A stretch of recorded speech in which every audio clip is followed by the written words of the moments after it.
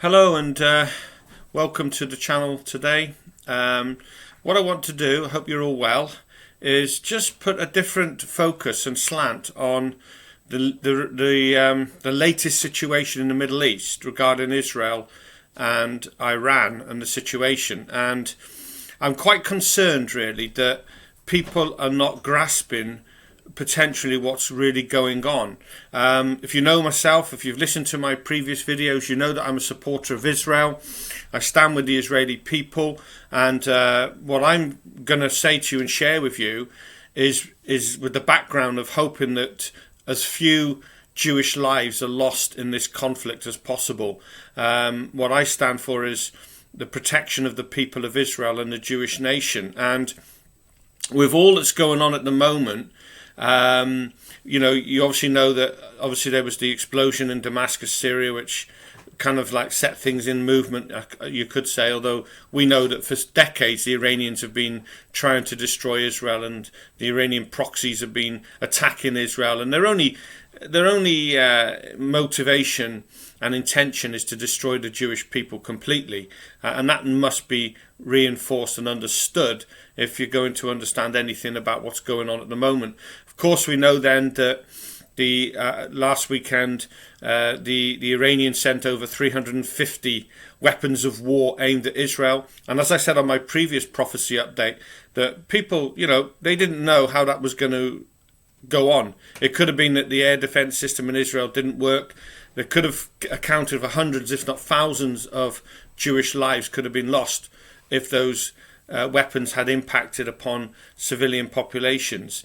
And the very fact that those weapons were shot down over the skies of Jerusalem, many of them, that proves that the Iranians intended to inflict tremendous damage and harm and casualties to civilian life as well. And I'm hearing reports that the Iranians were just targeting various nuclear sites and various ammunition sites in Israel. Well, hang on a minute. Many of those rockets were shot down over Jerusalem, so the ballistic missiles as well. So no, the Iranians, that was an act of war on the part of Iran. And I've been quite amazed, if you've listened to my previous updates, I've been quite amazed at the weak response that Israel has provided. And I think that a lot of that has been down to the American pressure, the pressure from the Blinken government, and I think Israel's made tremendous mistakes in how they've dealt with this situation.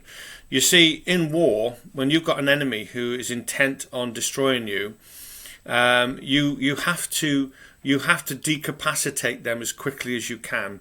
If you delay in any kind of force, and what I mean by that is any decisive force, then you are only going to embolden your enemy. And with Israel's attack on Thursday night, Friday morning, I think they sent 3 missiles over, and one of them hit a radar system apparently at one of the pretty close to the Natanz nuclear site in Iran, and it knocked out some of the defense mechanisms there.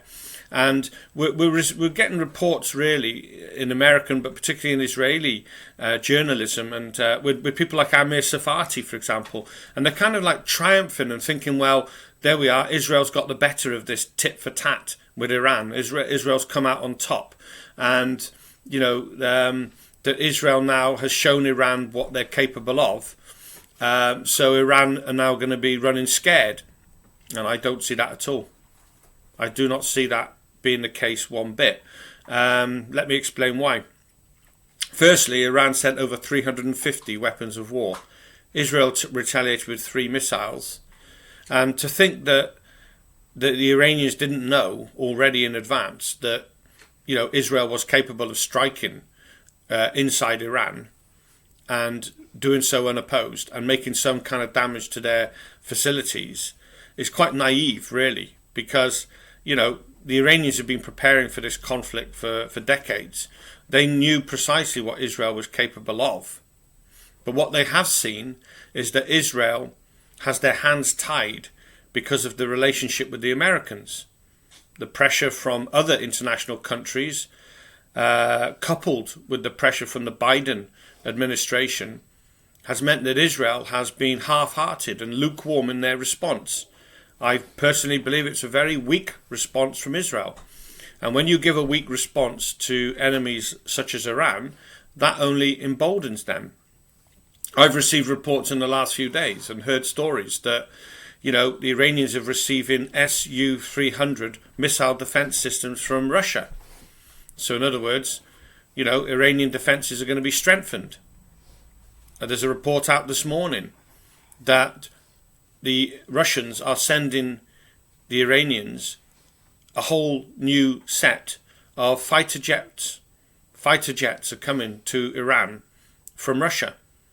So the Iranians are being militarily emboldened and strengthened with the help of Russia.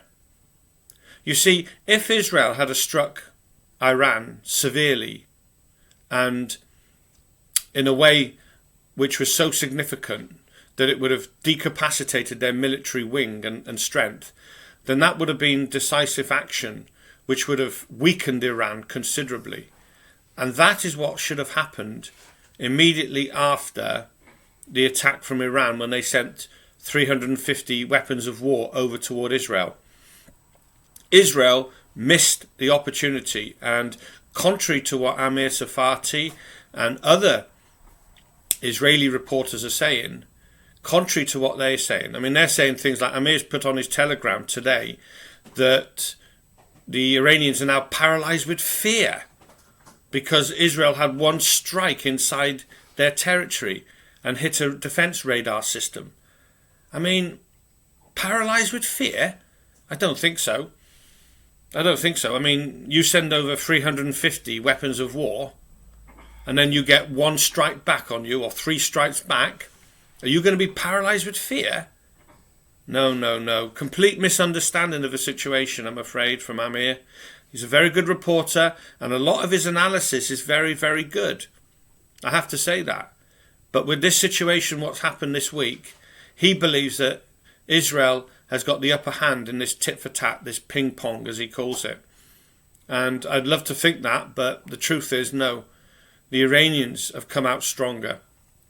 And Israel has missed the opportunity. They missed the golden opportunity, whether Amir likes it or not, or any other Israeli reporter. I'm telling you now, Israel missed the opportunity. And sadly, in the long run, this is going to cause more misery and more deaths and more war to the Jewish people. And of course, being quite cynical, perhaps that's what the Biden administration wants. Think about it. If the Biden administration was truly working in the defense of Israel and for the benefit of Israel, surely they'd have said to Israel, right, green light, you've been attacked. This is an act of war by Iran to send 350 projectiles over toward you. Go ahead, we'll support you. Let's take out their nuclear sites. Let's absolutely smash their capability to wage war against you. What could the world have done? What could the world have done? The world would have had to say, well, yeah, Iran started it. But no, the Biden administration is playing a very deceiving game. You can see the New World Order fingerprints all over it. The elites are controlling what's going on. And Netanyahu, well-meaning as he is, I believe, in most respects, he's made a big mistake. The Israeli war cabinet, the Israeli government has made a big, big mistake. They're acquiescing to the Americans and other Western allies. They're listening too much, and they're being controlled by Washington. They're being crippled to make their own decisions, and they're not being strong enough. Netanyahu has not been strong enough to take decisive action, and that's what he should have done after those 350 projectiles were sent toward Israel. He should have taken decisive action. And the limited strike that Israel made just a few days ago, the Iranians are calling it toys being sent over. That's how they view it.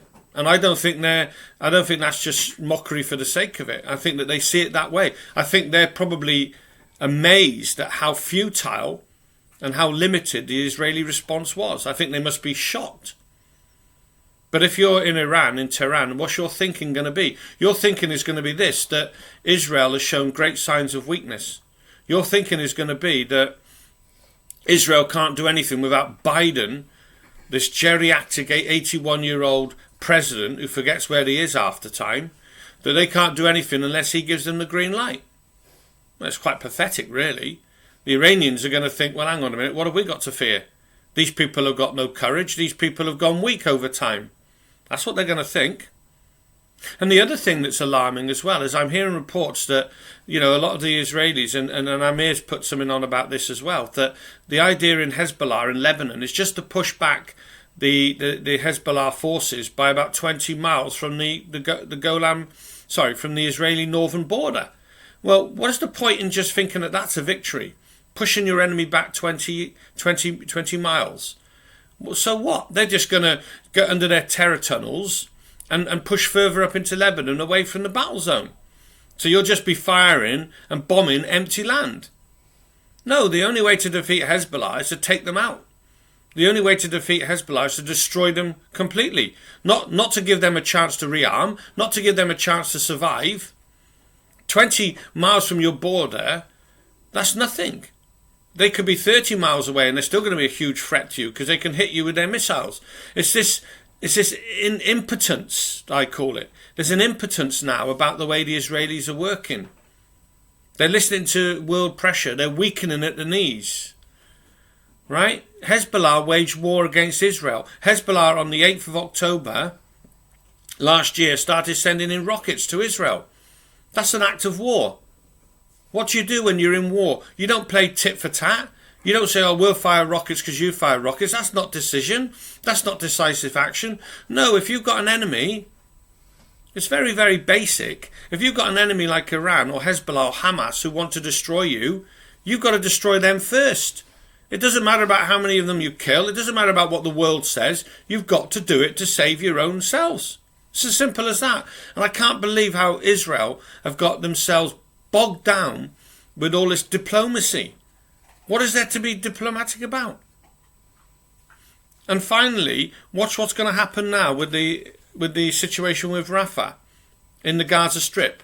Already you've got world opinion saying ceasefire, ceasefire, genocide. And of course the Hamas and the Palestinians who are completely manipulating the media. They've completely won the psychological media war. All the mainstream media are reporting what they want to hear from Hamas. It's almost like they're sympathising now with Hamas. It's absolutely ridiculous. And now they're already talking about not going in on a decisive action. The Americans are saying, oh yeah, we'll go into Rafah, but don't make it too bad. What does that mean? What does that mean? Israel's got no choice. You've got to destroy Hamas. You've got to destroy Hamas. But I'll tell you now, once this invasion starts in Rafah, if it ever does start, and again it's a mistake leaving it till after Passover, that's another mistake. I won't go into that now, but that's another mistake from the Israeli government. But you're just going to embolden these people, and the world opinion, everybody's going to be shouting, oh, genocide. It's not a genocide anyway. People need to get their facts right. Of the 33,000 that's been reported Palestinian deaths, 12,000 of them are unaccounted. That leaves 21,000. Out of that 21,000, and I do agree with Amir on this, 12,000 of them are terrorists, Hamas terrorists. So that leaves you down to 9,000. Well, 4,000 were killed by their own Hamas bombs in Gaza. So the actual civilian population is about 5,000 that have been killed in this war. But I think the Israelis as well need to understand that there's very little chance that these hostages will be alive. I don't see there's any much chance that any hostages are alive. That's why Hamas won't come to the negotiation table. What state are they going to be in anyway? Right, but this is the position that they're in. They've got themselves into such a weak position. I don't think they should ever withdraw from Rafah. I think it was a big mistake from the IDF, from the Netanyahu government to withdraw from Rafah. They had Hamas in a corner. They had them on the run. They had them in a corner. There was 4 battalions to finish off, and that's what they should have done. Now, if they're going to leave it till after Passover, they're going to just find that the world opinion is going to say, oh, you can't do this, you can't do that. There's got to be a ceasefire, genocide. There's going to be more anti-Semitism around the world. There's going to be more support for the Iranian position and Hamas position. And they've made a mistake with it all. And you've even got the Biden administration trying to say ceasefire. Well, if there's a ceasefire, what does that tell you? It tells you that the Biden administration want Hamas to survive. Where's the real support from America? In 1 minute they're giving them, 1 minute they're defending them against the rockets from Iran, right? And then in the next breath they are giving them some funds, but then behind the scenes they're crippling Israel. Behind the scenes they're taking away from the authority of Israel to do what they need to do, and that's to destroy their enemies. This idea of de-escalation, how can you go on about de-escalation? I mean, that Anthony Blinken is a disgrace, How can he talk about de-escalation? Do you honestly think Israel is in a position of de-escalation? If you think that, you haven't understood what war is all about. You haven't understood that there's an evil axis, a spiritual, demonic attack upon Israel like nothing else. That's what it's all about. It's in the spiritual realm. And people don't get it. They think that you can negotiate with people like Hamas and Iran and Hezbollah. You can't negotiate with demons, right? If you try to negotiate with demons, they'll destroy you. Satan has come to destroy. And he is using these evil Arabs, these evil Islamic Muslim fundamentalists. He is using them to destroy the Jewish people. The only response that the Israeli government must take is to go full pelt and hold a full-out attack upon all of their enemies.